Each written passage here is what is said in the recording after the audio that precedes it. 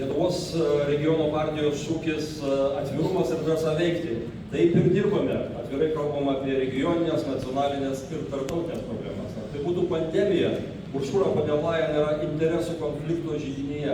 Jis išpirko po 10 vakcinų porcijų kiekvienam žmogui ES piliečiui ir dabar nežinia, ką daryti su tom vakcinom. Turbūt jau reikia išmesti visas.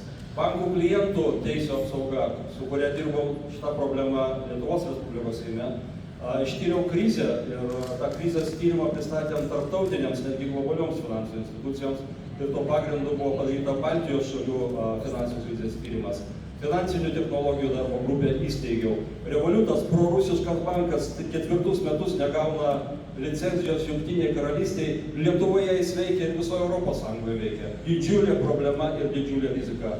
Todėl tęsiu tos darbus ar Lietuvoje, ar Europos parlamente, kur patikėsit, kur išrinksit, ten ir dirbsiu jums visiems. Ačiū.